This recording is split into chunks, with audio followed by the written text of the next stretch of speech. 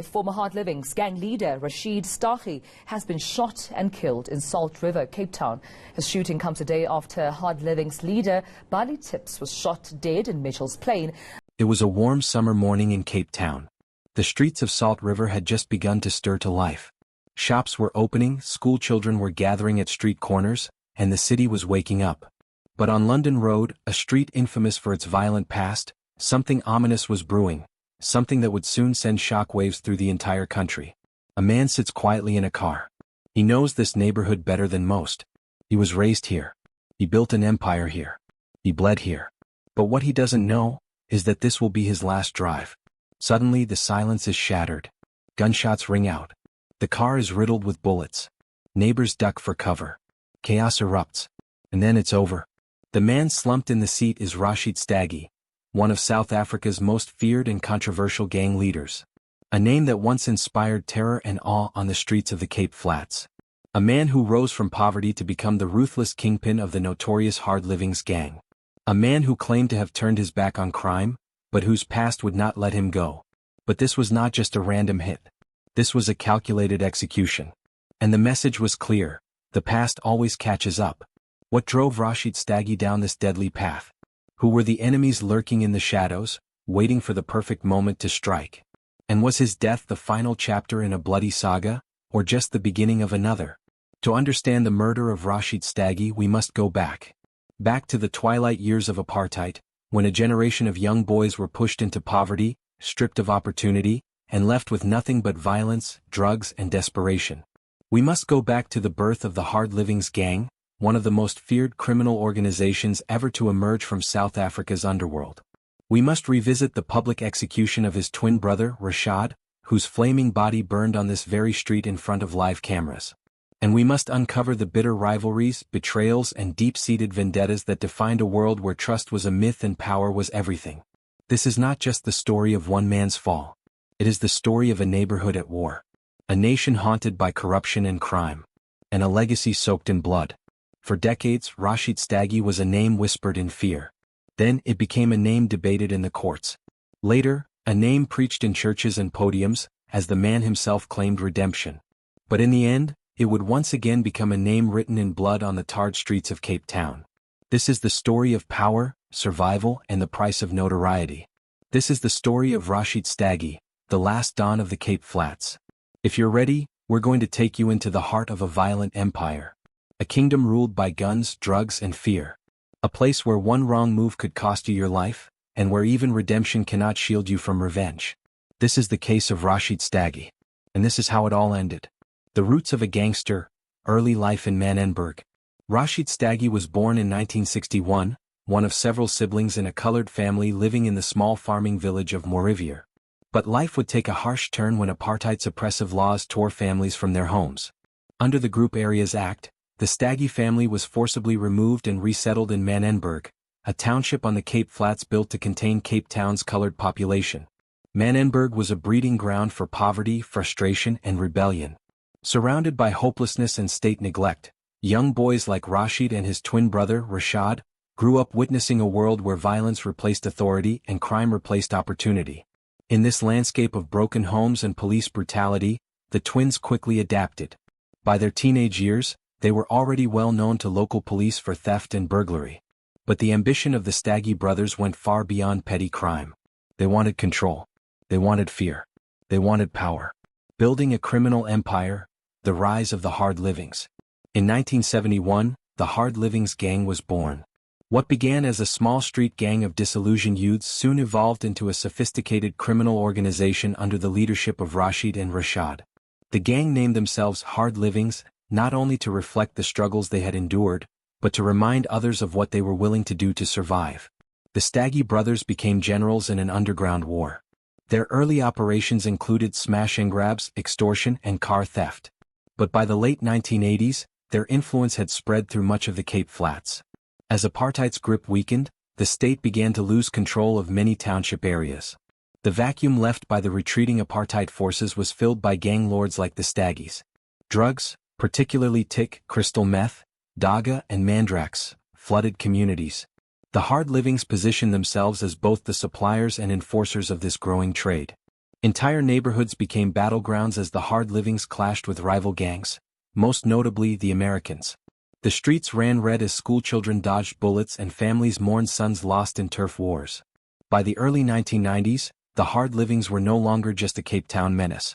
They were reportedly working with international syndicates, establishing drug and gun trafficking links stretching from Europe to West Africa. Rashied and Rashied Staggie had become household names, symbols of power, fear, and criminal prestige. Excellent. We now the execution of Rashied Staggie. August 4, 1996. The day Cape Town witnessed one of the most gruesome killings in South African history, and one of the most symbolic. That morning, Rashied Staggie, co-leader of the Hard Livings gang, was confronted by an enraged vigilante crowd outside his home on London Road in Salt River. Among them were members of a newly formed group known as PAGAD, People Against Gangsterism and Drugs. They had risen in response to the government's failure to stop the drug trade and the senseless killings that plagued communities on the Cape Flats. Armed with little more than outrage and gasoline, PAGAD had been mobilizing communities into taking the law into their own hands. Their target that day, Rashied Staggie. As Rashad stepped out of his white SUV, gunfire rang out. He tried to flee but was hit. Wounded and bleeding, he was dragged into the middle of the street by the angry crowd. Then, in a moment that would scar South Africa's collective conscience forever, a member of PAGAD doused him in petrol and set him alight. He burned alive, screaming as dozens of onlookers, including children, watched. It was filmed. The image of a man consumed by fire in the middle of a residential street, his body writhing as flames licked the air, was broadcast across the nation. Some called it justice. Others called it barbaric. To many in the community, it was an act of vengeance long overdue. But for Rashied, it was a declaration of war. Retaliation, bloodshed, and the fall of the Don. After Rashad's death, Rashied was no longer just a gangster. He became a man possessed by revenge. Though never officially proven, many believed the Hard Livings orchestrated retaliatory attacks on those suspected to be PAGAD sympathizers. The years that followed saw a sharp escalation in violence. Bombings, drive-by shootings, and assassinations became commonplace. Cape Town was at war, not just between gangs but between criminals and vigilantes, all while innocent civilians were caught in the crossfire. But Rashied's time at the top was running out. In 2003 he was arrested and convicted for raping a 17-year-old girl, a heinous crime committed as part of a gang ritual. A year later, he was handed a second conviction for stealing firearms from a police station. Together, the sentences would see him spend more than a decade behind bars. Inside prison, the myth of Rashied Staggie began to unravel. Though he still commanded respect from behind the walls, the outside world had changed. New players were rising. Younger, more ruthless gangsters were taking over the corners he once controlled. By the time Rashied was released on parole in 2013, the throne had moved on. He returned to a Cape Flats more divided, more violent, and more chaotic than ever before. A Don's redemption? Preaching, politics, and new enemies. When Rashied Staggie walked out of prison in 2013, he looked like a changed man. Older, slower, softer in voice and posture. But most surprising of all was his public declaration of repentance. He claimed he was done with gangsterism. He said he'd turned his life over to God. And remarkably, some believed him.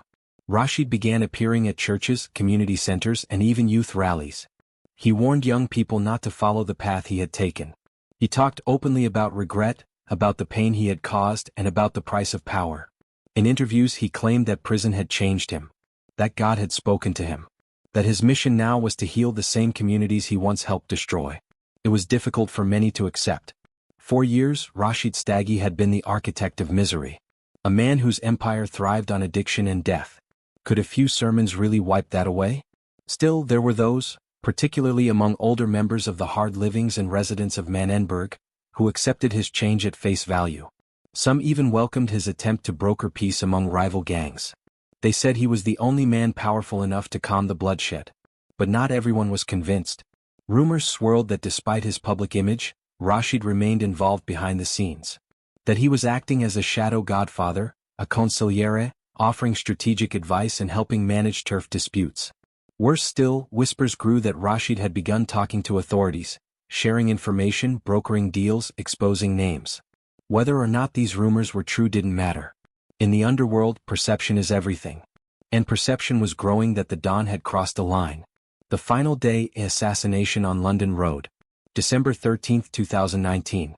It was just after 9 a.m. Rashied Staggie sat in a silver Toyota parked outside his home on London Road in Salt River, the same street where 23 years earlier, his brother Rashad had been burned alive. He was reportedly on his way to visit his ailing wife. He had no bodyguards, no convoy, just him and his driver. Then it happened. A vehicle pulled up alongside. The doors opened. Gunmen emerged and opened fire. Witnesses reported hearing at least 6 gunshots. Bullets tore through the windshield. The car's windows exploded. Rashied was hit multiple times in the head and chest. The gunman disappeared within seconds. Staggie was rushed to Groote Schuur Hospital. But it was too late. He was declared dead hours later. The execution had been swift, brutal, and precise, clearly the work of professionals. Aftermath, the street goes silent. News of Rashied Staggie's assassination spread like wildfire. By midday, television crews had swarmed London Road. Sirens wailed. Police cordoned off the street. Curious onlookers gathered in clusters, whispering his name. For many residents of Salt River and Manenberg, the news brought a strange mix of emotions. Some celebrated, claiming that justice had finally been served. Others wept, not just for Rashied, but for the ongoing cycle of violence that had claimed yet another father, brother, husband, and son. The older generation remembered him as a protector, someone who, despite his criminal life, looked after his people in a system that had abandoned them. The younger generation knew him as a myth, a ghost story used to warn of what could happen if you joined a gang. But for the police, one thing was clear: they had seen it coming. According to law enforcement sources, Rashied had been receiving death threats for months. Intelligence indicated a power struggle within the hard livings itself, and increasing tensions with splinter groups that no longer recognized his authority. Some investigators believed his murder had been ordered by a younger faction within the gang, members who viewed the old guard as a liability. Others suspected rival gang figures, or even internal betrayal. Yet no arrests were made. As of today, no one has been convicted for the murder of Rashied Staggie. Legacy, fear, power, and a nation's shame. The story of Rashied Staggie is not just the story of one man. It is the story of a nation that failed its own people. Born into apartheid's violence, raised in poverty, denied education, denied dignity, Rashied became a product of his environment. But he also chose his path. He chose to use fear instead of hope, guns instead of dialogue. He built an empire on the back of drug addiction, extortion, and death. He was not a hero. He was not a martyr. But he was undeniably a symbol. A symbol of what happens when the state abandons its people, when communities are forced to fend for themselves, and when crime becomes the only path to power. For some, his story is a cautionary tale. For others, it's a tragedy. But for all South Africans, it is a reminder that unresolved violence does not vanish, it only festers. Even in death, Rashied Staggie leaves behind a legacy that continues to shape Cape Town's streets. The Hard Livings gang is still active. Turf wars still rage. Young boys still get recruited into gangs before they hit puberty. And the same streets where his body was riddled with bullets are still soaked in blood.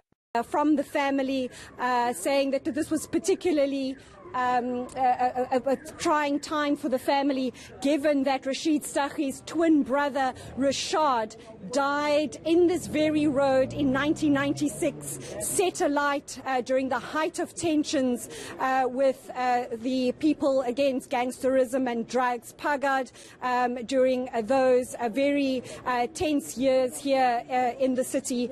And so we haven't yet been able to speak to a family member. But I can tell you that police have since released a statement. They're saying 2 men emerged and fired a volley of shots at the windscreen of the vehicle. They're not saying how those 2 men arrived on scene, but say that they fled on foot. They also say Staggie was sitting in his vehicle at the time. Also no mention, eyewitnesses told us earlier that there was another person in the car with Staggie at the time, but police not making any mention of that person or what might have happened to him when Staggie was shot. And the cycle continues. It began with one man rising from poverty to claim control. It ended with that same man gunned down, just meters from where his twin brother had been burned alive. The story of Rashied Staggie did not end on December 13, 2019. It lives on, in the neighborhood still at war, in the families torn apart by drugs and bullets, and in the silence that follows every drive-by shooting. The truth is this: Rashied was not the beginning and he certainly wasn't the end. He was part of a system of power, pain, and poverty that still rules parts of South Africa today. Until the roots of that system are destroyed, the guns will not go quiet. The drugs will not stop flowing. The blood will not stop spilling. Rashied Staggie's life was marked by violence, power, and tragedy. From the dusty streets of Manenberg to the bloody turf wars of Cape Town, he rose to become one of the most feared gang leaders South Africa has ever known. Yet, his story is more than just crime and punishment. It is a reflection of a society grappling with deep wounds left by decades of inequality and neglect. His brutal assassination in Salt River did not end the cycle of violence. Instead, it exposed a world where justice is often elusive and where the shadows of the past continue to haunt the present. As the guns fall silent and the smoke clears, the question remains, can the roots of this violence ever truly be uprooted? Or will the streets continue to breed new kings and new tragedies? And the next Rashied Staggie may already be growing up, right now, on another forgotten street. Thank you for watching. Please like, share, and subscribe for more in-depth South African true crime documentaries. Leave your thoughts in the comments below. Until next time, stay safe and stay vigilant.